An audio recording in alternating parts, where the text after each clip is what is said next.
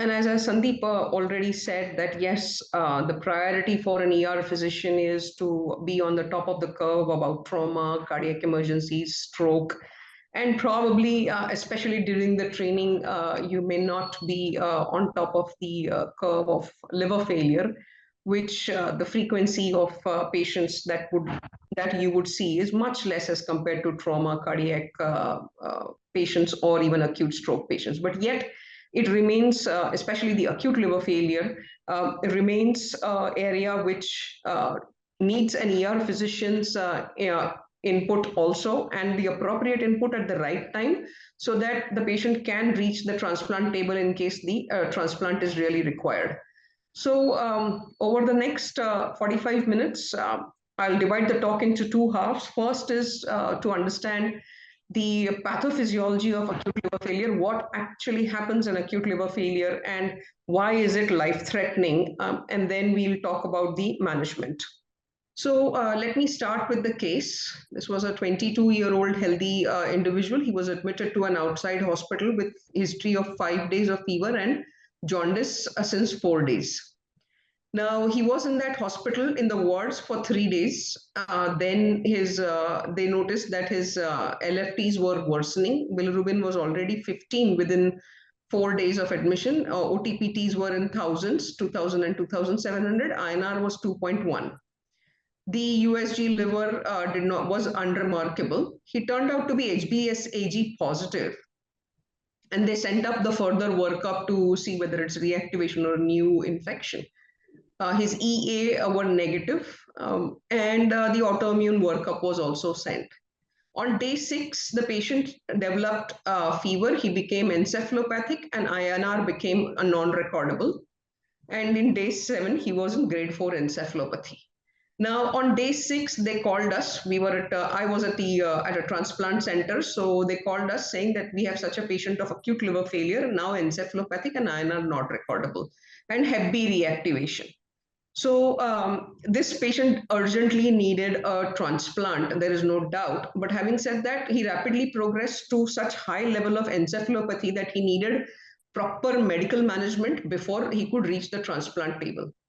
Now, sadly, this was a Navy hospital. The patient was a Navy employee, and the family was somewhere in Rajasthan. So they had to come physically to Bombay to take that decision to transfer. And so pending that, we advised them to go ahead, intubate, ventilate, do arterial ammonia. And the arterial ammonia, when they did, turned out to be 302, lactate was 8. He was at that stage hemodynamically stable, and the urine output was good, creatinine was 0.8. So we suggested to them that they should start CRRT immediately because the ammonia was life-threateningly high. The brain would swell uncontrollably at 302 ammonia.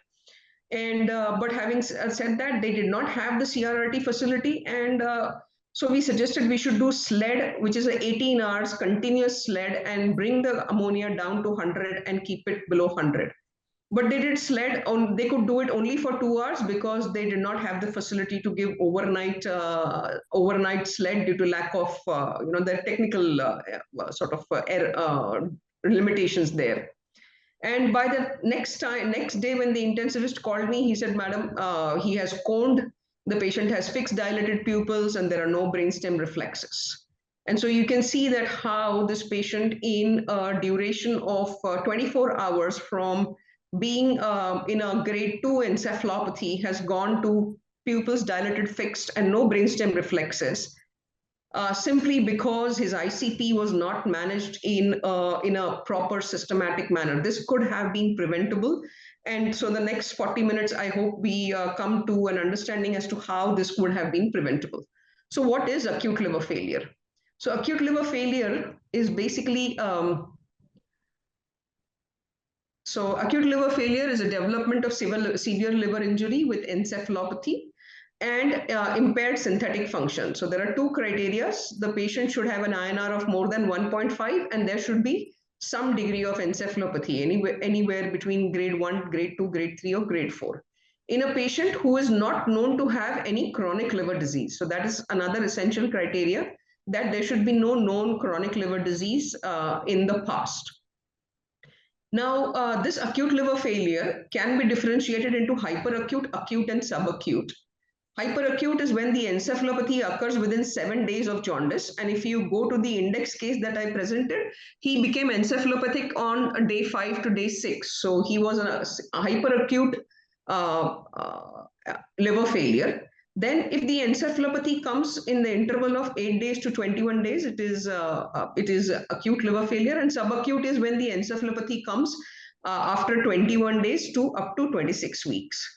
So when it comes to cerebral edema and life-threatening cerebral edema, usually it is the hyperacute which is at the highest risk of developing life-threatening cerebral edema, and the acute liver failure variety. Subacute usually do not go into severe cerebral edema and coning. So when you take the history and you realize that this is a hyperacute liver failure, please remember the topmost thing that causes mortality in hyperacute and acute liver failure is uncontrolled cerebral edema. Now, pediatrics has a different definition of acute liver failure. We'll not go into that. Now, what is the etiology? So the commonest etiology in India currently is hepatitis A and hepatitis E. No doubt it is the viral infections acquired through the fecal-oral route, which are the root cause. But yes, we do get hepatitis B, like the patient which I presented. Sometimes, occasionally, herpes simplex virus, especially in immunocompromised hosts, can present as acute liver failure.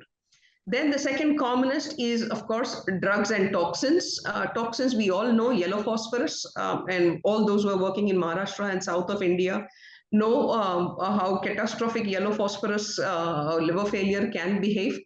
Then there is AKT-induced liver failure, and some other drugs like dapsone and Ayurvedic medicines can also present as acute liver failure. We do not have so much of an acetaminophen acute liver failures in India as compared to the West. Then there are other causes which, of course, need to be ruled out, like autoimmune hepatitis or Wilson's disease, or even ischemic hepatitis. So somebody goes into a cardiogenic shock. If you do their LFTs 48 hours down the line, if the cardiac output is very poor, you will find that the enzymes are 10,000, 8,000, and the INR is already 3.5, and they have gone into liver failure because of ischemic hepatitis. Heat stroke also is an important cause of acute liver failure, and we can face this considering this warming and the temperatures reaching 40 degrees plus. We have to have that index of suspicion when somebody comes with hyperthermia. And sometimes we, despite extensive search, we may not be able to find the cause, and those are indeterminate or seronegative ALFs that we call. Now, what actually happens in acute liver failure? So the basic pathogenesis or a pathology is that there is massive liver cell necrosis, that's hepatocyte necrosis. And this hepatocyte necrosis leads to loss of synthetic and metabolic and excretory functions. We all know that liver has multiple synthetic, metabolic, and excretory functions, and there is loss of those functions. And apart from the loss of those functions, this necrosis of the hepatocytes causes release of DAMPs and PAMPs and cytokines into the circulation. And the systemic manifestations are because of the release of all these cytokines in the systemic circulation, which actually can lead to multi-organ failure if it remains uncontrolled. Now, how does one recover from this liver cell failure or acute liver failure? So we all know liver is capable of regeneration, right? And the regeneration process kicks in as soon as some amount of injury actually happens. But when the cell death outpaces the regeneration, or it is too massive for regeneration to cope, that is when you will have liver failure, and that is when the injury, acute liver injury, converts into liver failure. So critical mass of destruction is reached, and then the liver injury turns into failure. And at that stage, most of the times, transplant is the cure, unless it is hepatitis A and E, which with proper medical management can recover spontaneously also. So the cellular death in acute liver failure mechanistically can be by apoptosis or by necrosis. Usually it's a combination of both necrosis and apoptosis. And if the necrosis is much more than the apoptosis, then they will present with a massive SIRS, tachycardia, vasodilatation already on NORAD, While if the apoptosis portion is more than a necrosis, then they may not have so much of SIRS, and they'll have other manifestations which are related to the synthetic and the excretory functions of the liver. So what are the cardinal manifestations of acute liver failure?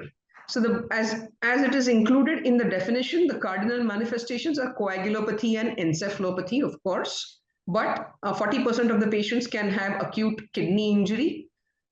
They can be in shock, vasodilatory shock. They can have sepsis, and of course, a lot of electrolyte and acid-base dysfunction, which is an intrinsic part of liver failure.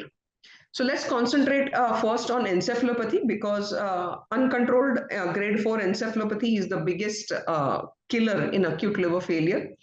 So let's understand the encephalopathy of acute liver failure. Now, cerebral edema can complicate grade 3 and grade 4 encephalopathy. So if you receive a patient in the ER who is in a low grade of encephalopathy, then you have breathing space.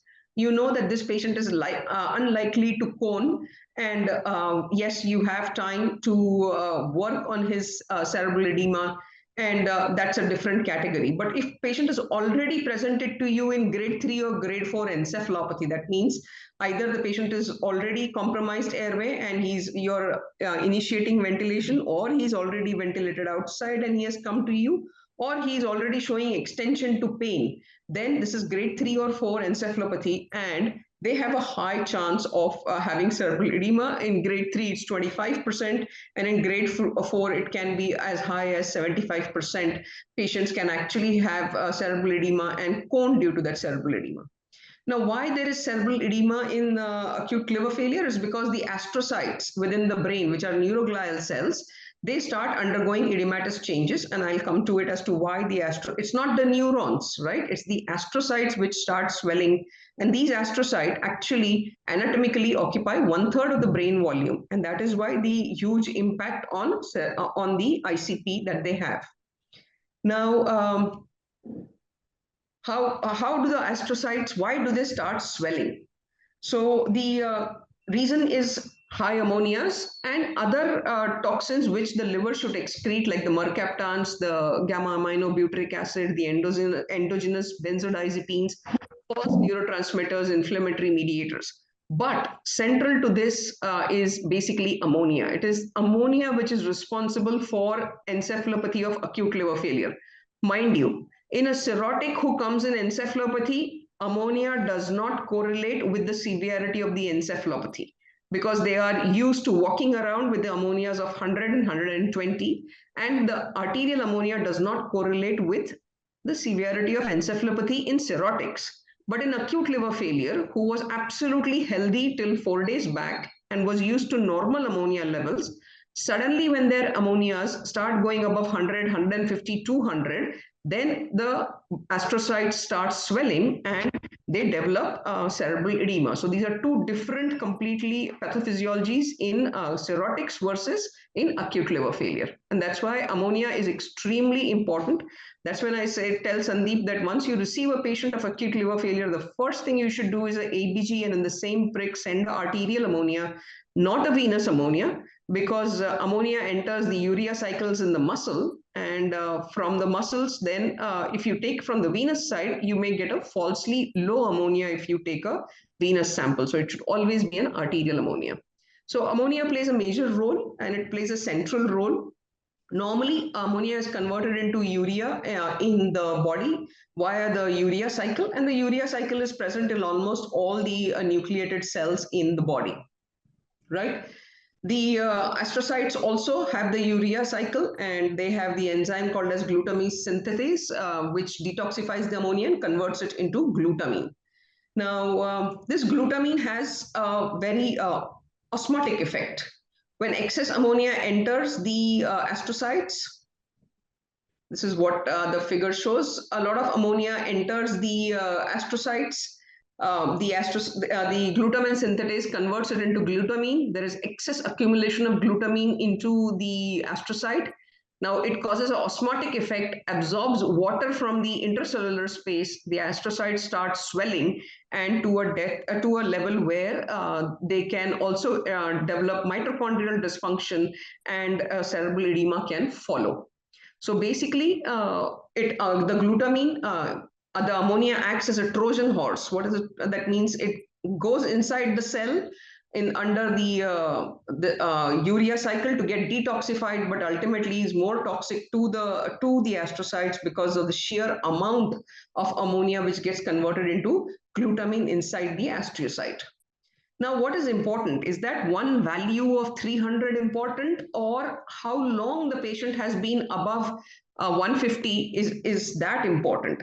And whatever research has been done, there are multiple trials. This is way back in 2006 from King's College, which was published.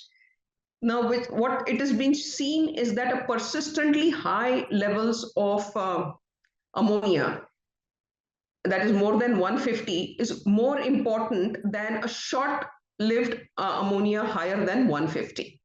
So those who have a persistently high levels of ammonia for more than 24 hours of 150, they have a higher chance of developing high ICP.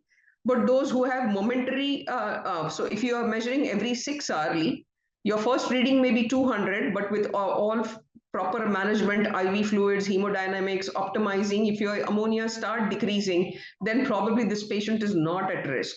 But when you are measuring those ammonia 6 hourly from 200, despite all resuscitation and optimization, if your ammonia is going above 200, 250, and it remains so for 12 to 24 hours, that is when it is likely to be developing into cerebral edema, and you need to act quickly.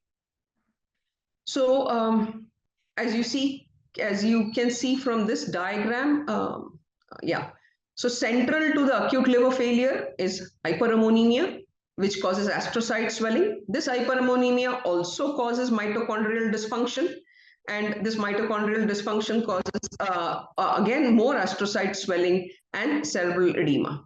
Now, a small portion of the cerebral edema is also vasodilatory, and it's called as vasogenic cerebral edema because of the inflammatory cytokines.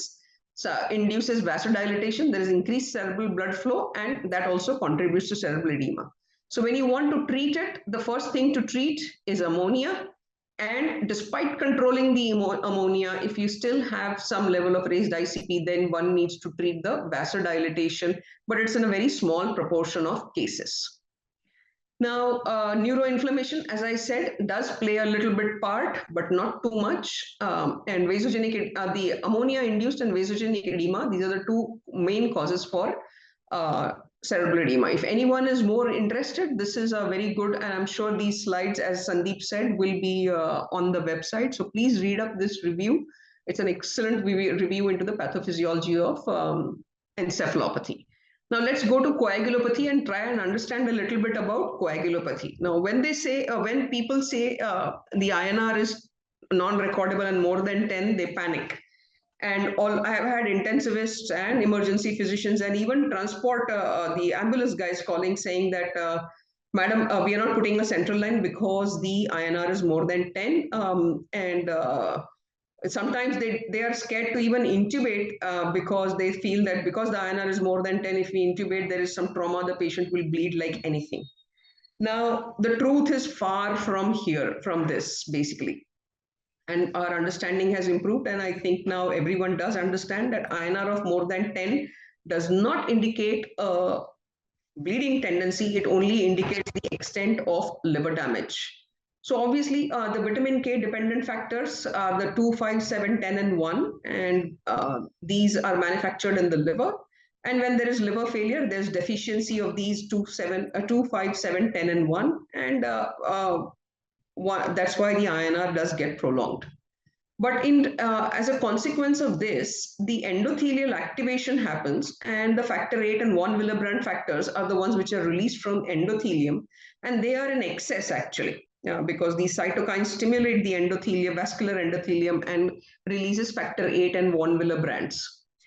Of course, tissue injury and phospholipids are also released from the damaged hepatocyte, which also provokes thrombosis and stimulates coagulation. So there is hypocoagulopathy, but there is also stimulation of coagulation at the same time in acute liver failure. Now, liver is also the epicenter for manufacturing the anticoagulants in the body, which is the protein C and protein S. and what we call as the glycosaminoglycans, that is GAGs, which are the endogenous heparinoids. Now, these are also manufactured in the liver, and in liver failure, their manufacturing is also suppressed. So there is a suppressed anticoagulation, right? Sometimes the fibrinolysis is also actually suppressed because the plasminogen activator inhibitor is excreted from the liver, and there is depressed plasminogen and the fibrinolysis can be suppressed. Occasionally, there can be hyperfibrinolysis also. Thrombocytopenia in the first few days is not very frequent, and usually sepsis will, if there is severe thrombocytopenia of less than 20,000, then one, you should suspect either dengue causing a liver failure or a tropical illnesses, or then there is a additional bacterial sepsis which is causing such severe thrombocytopenia. Now, this is a paper published again from the UK, where they looked at the ROTEMs and the TEG of patients of ALF. And from the TEG and the ROTEM, they found that nearly 45% of the patients had a normal TEG despite liver failure. Look at their INRs. They were anywhere between 2.2 to 6.1. 35% of the patients actually had a hypercoagulable TEG, right? That means they had a hypercoagulable tendency, and only 20% had a hypocoagulable tendency, right? So, and none of them had significant bleedings, and no blood transfusions was required. So the lesson here learned is basically that it's a very balanced coagulation system in acute liver failure. Though the coagulation factors are suppressed, the anticoagulation is also suppressed, and most of the times the patient is not at risk of bleeding. And unless, of course, the platelets are less than 20,000 or the fibrinogen is extremely low, which is non-recordable. But the INR per se does not indicate bleeding risk, and we must not shy away from putting lines, intubation, arterial line, or even a dialysis catheter in a patient with acute liver failure with prolonged INR.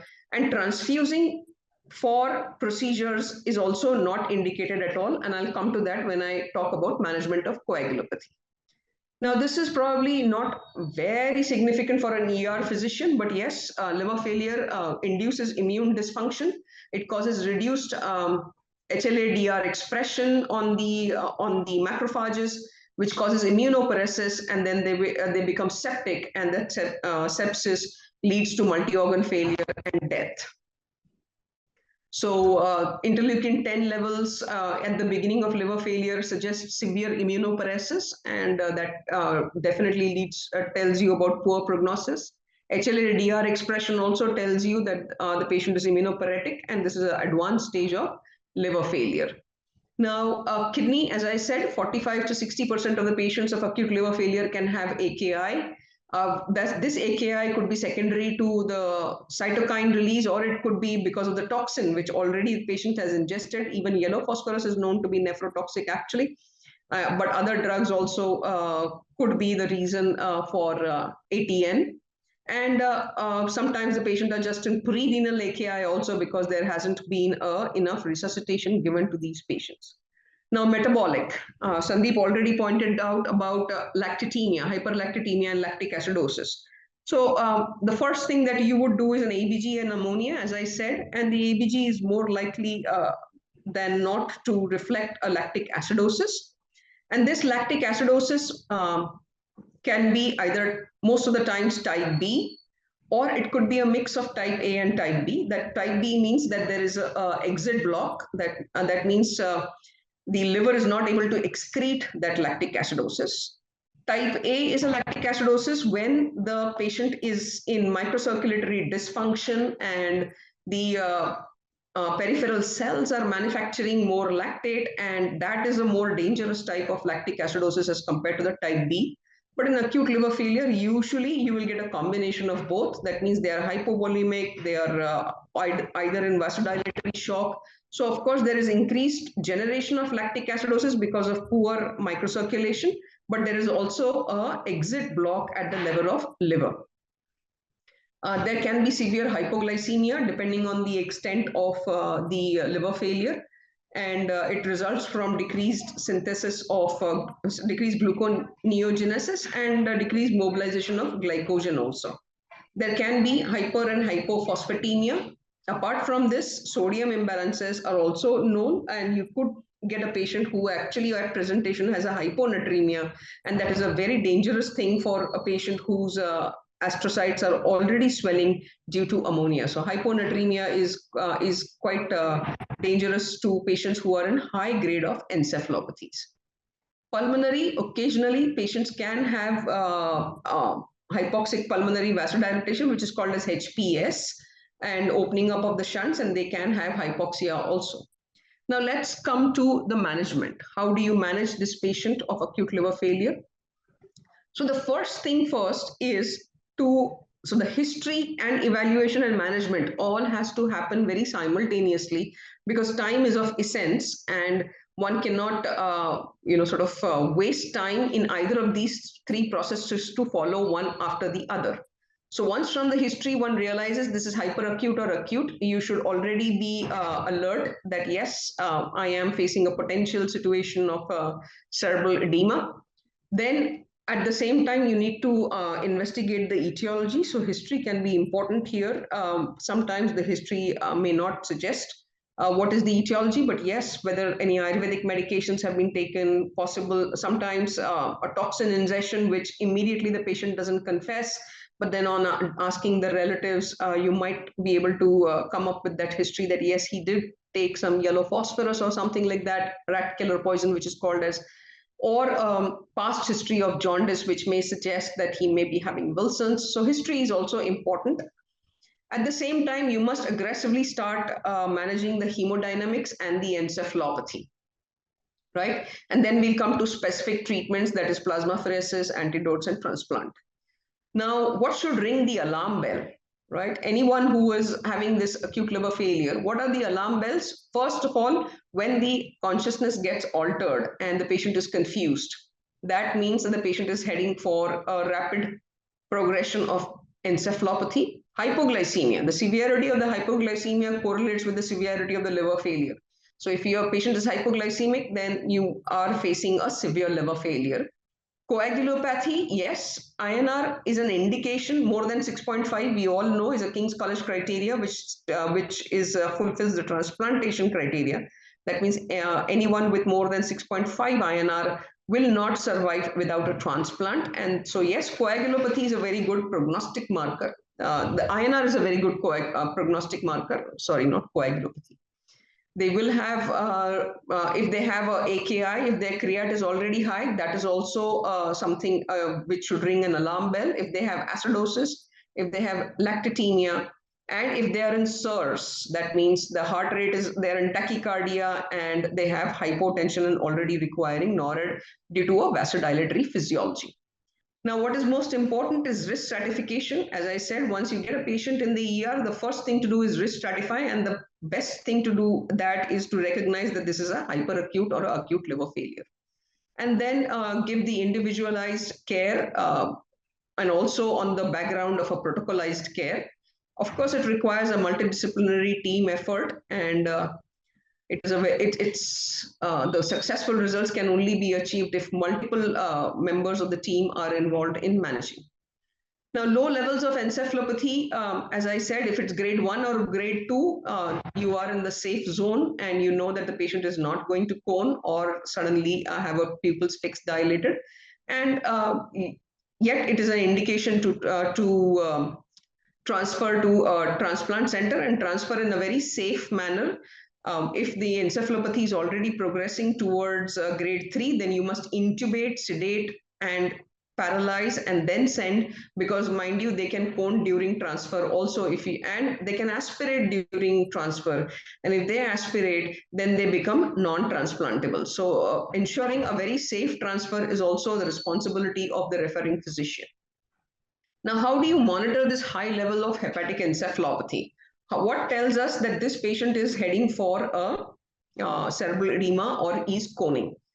Now, pupils, conventionally, we've all been looking at pupils, and when the pupils become dilated or not reacting, that's when we say that, yes, there is herniation. But mind you, that is too late, and then we may not be able to do much. We have to catch the cerebral edema much before that.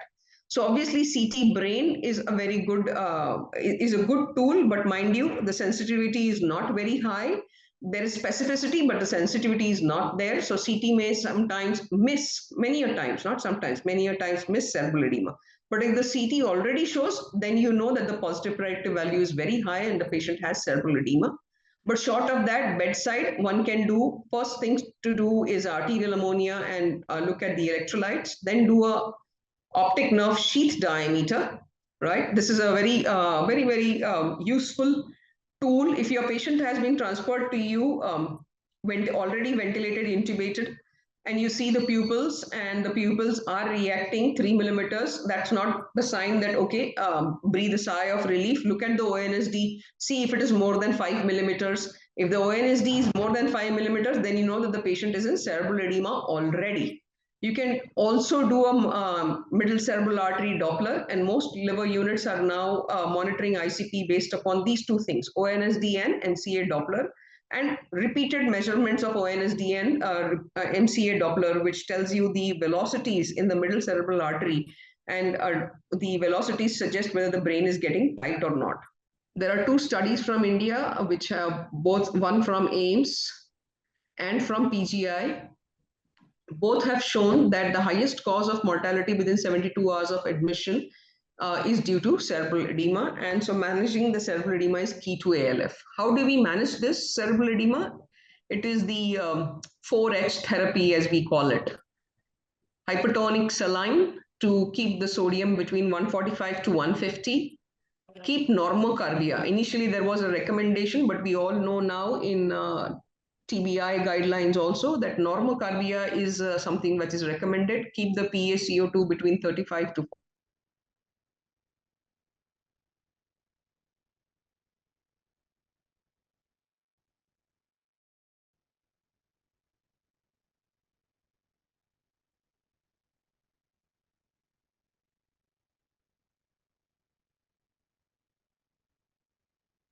Chances go up drastically. Keep normothermia between avoid fever. Gentle hypothermia of 34 to 35 can be additional benefit in very high levels of encephalopathy, but otherwise a normothermia suffices. Of course, prevent aspiration wherever indicated, intubate, ventilate, and monitor the ICP, as I already said, by non-invasive techniques, that is ONSD, MCA, Doppler, pupillary reactions, and occasionally reverse jugular lines.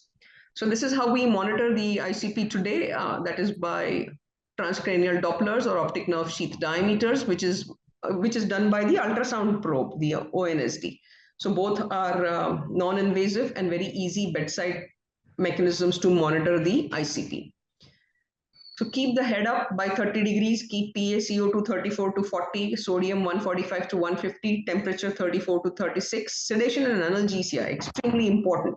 It's not just important to give a sedation. Analgesia, because endotracheal tube, suctioning, all this is painful stimulus. And this painful stimulus or even a cough reflex can precipitate herniation in a patient who already has cerebral edema. So good dose of either propofol, mostly propofol, and analgesia like fentanyl in a adequate dose infusion, boluses followed by infusion should be definitely a part of maintaining a patient who's already intubated and ventilated. SOS, if despite this the brain is tight, that means there is bradycardia and the blood pressure is rising, then you must add a paralytic agent also to the armamentarium and run the patient on propofol, fentanyl, as well as a cis-atracurium infusion. Mind you, not atracurium, but a cis-atracurium, because the excretion is non-hepatic in cis-atracurium. Now, despite all these measures, if you see that either the ONSD is very high or the MCA Doppler is suggesting that diastolic velocities are reducing, or there is bradycardia and hypertension, then you can use mannitol as a rescue agent despite the 3% saline. But mind you, after mannitol, after 1 hour, you should measure the serum osmolality and it should not exceed 320. The other rescue efforts which can be done is give a thiobolus. Thiopenton is an excellent drug. We all especially anesthesia, all know how friendly it is to decrease the CMRO2, that is the cerebral metabolic oxygen requirement. And thiobolus can immediately bring down the ICP. Sometimes, actually, during intubation, we prefer to use the thiopenton in acute liver failure if the patient is not very unstable hemodynamically. Because, mind you, thiopenton can induce hemodynamic instability. So, if the patient is already in raised ICP, hypertension, and bradycardia, thio can be an excellent inducing agent for intubation. Very occasionally, despite all these measures, if the ICP is not coming under control, we induce thiocoma under EEG guidance for 24 hours to get on top of the ICP. And we have had a decent amount of success with thiocomas also. There is no role of any decompressive craniectomy in acute cerebral edema of acute liver failure. It has never been attempted or never been tried, and not a single case has been published. So whatever management has to be medical, and prevention is better than cure.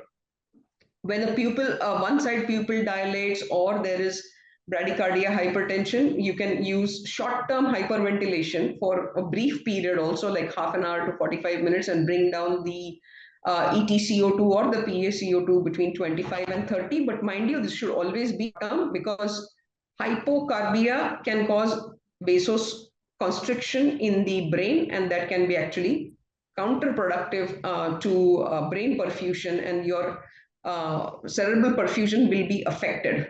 It's important to maintain a good MAP also, because we know that the cerebral perfusion pressure depends upon MAP minus ICP. And you must maintain the MAP around the cerebral perfusion pressure anywhere between 50 to 60. So if you assume that your ICP is 20 plus, then 20 plus 50, minimum MAP should be 70. Ideally, could be anywhere between 70 to 80 to maintain. MCA Dopplers will tell you whether there is a adequate circulation inside the brain or not. So again, the same thing. As soon as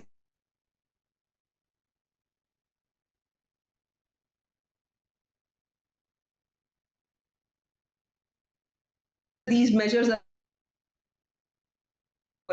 and then depending upon how the ammonia is behaving, you can bring it down to 25 ml per kilo per hour also. We'll talk about plasma exchange once we come to the actual therapy. Coagulation, as I told you, it is a balanced coagulation. So please do not transfuse because the INR is more than 10. Do not transfuse FFP. There is no recommendation in any guidelines. The European Association of Study of Liver Disease, EASL guidelines, the American guidelines, or we have the Indian guidelines also, INASL and APASL guidelines. There is absolutely no recommendation to give prophylactic transfusions for invasive procedures in acute liver failure. It is better to measure the coagulopathy by dynamic testing like TEG or ROTEM rather than relying on static numbers like INR. But yes, fibrinogen and platelet counts are important, because if the platelets are less than 20 or the fibrinogen is less than 100, then definitely that's a very high risk of bleeding. So thrombocytopenia is a bigger risk rather than prolonged INR, as I have been insisting. Yes, can be hypovolemic, can be vasodilatory. So you will need some form of invasive monitoring. Cerebral edema. Renal failure, if it is accompanying, which does happen in 40% of the patients, will require some amount of renal replacement therapy, and CRRT is preferred, but a slow SLED also can be done in cost resource limited environments where the patient cannot afford CRRT. Hypoglycemia, beware, treat the hypoglycemia. There can be severe hypophosphatemia, especially if the liver is regenerating, because mind you, phosphorus is an intracellular electrolyte. When there is a lot of lysis, there is hyperphosphatemia, but when there is a lot of regeneration, then there is hypophosphatemia. And sometimes the phosphate can go even less than 1, which can be life-threatening. Hypokalemia is also possible. As I said, hyponatremia is very injurious to the brain, and lactic acidosis, which is a hallmark of liver cell necrosis, but does not portend a poor prognosis, especially in liver failure, because there are ways to optimize it. And despite a lactate of 10, the patients can 10 or even 15, the patients, especially if it is purely type B, the patient can have a very positive outcome provided he reaches the transplant table. They are at risk of sepsis, and so once they get intubated and ventilated and have multiple lines, we tend to give antibiotics and antifungals, though the evidence for this is not very extensive. Then comes plasmapheresis. Plasmapheresis can be therapeutic in acute liver failure, but in a very small etiology of liver failure. Hyperacute liver failures due to hepatitis A or E are the ideal candidates for plasmapheresis. And they basically, they can be a bridge to, plasmapheresis can be a bridge to spontaneous recovery in these cases. Even in yellow phosphorus, if the patient comes early enough, plasma exchange can be therapeutic and you can avoid transplantation. But most of the times, most of your ER physicians, you must have realized that yellow phosphorus, they first go home because the 2-3 days are always better. And on the 4th day, when they become encephalopathic and the INR is more than 7, they come to you. And by that time, of course, then it's too late for the plasma exchange to be therapeutic, and then they need transplantation. But these 3 etiologies, hepatitis A, E, and yellow phosphorus, are extremely deserving of high volume plasma exchange to avoid transplantation. Of course, some proportion may require transplantation despite plasma exchange, but it should be attempted. It is a high volume plasma exchange, basically, which is recommended. And in this trial, which was published from the UK, they used around 8 to 12 liters, but anywhere between 1.5 to 2 times the plasma volume is what we recommend. It has multiple advantages in acute liver failure. It damps the SIRS, it removes the DAMPs and the PAMPs, and it also has immunomodulation in acute liver failure. So the key to managing an ALF is managing the encephalopathy, especially high-grade encephalopathy. So a brief idea for ER physicians about when to consider transplant. And what we follow in India is what we call as the King's College criteria. There are 2 groups. One is for the non-acetaminophen ALF, which is more important for us, and they are all freely available online, and either the INR is more than 6.5 in any encephalopathy, or 3 of the following 5 criteria have to be fulfilled, and the patient can be eligible for transplant. Either you can list them with your local authority or advocate a living donor liver transplant if these criteria are fulfilled. What these criteria suggest is that once the criteria are fulfilled, the patient is unlikely to be alive without transplantation, and that's why one must transplant when these criteria are fulfilled. Now, there are other criteria like the Clichy criteria or the Alfred criteria, which was published from AIMS, but they are not officially used in India. So all societies accept the King's College criteria. Now, lesson learned from the case which I presented in the beginning.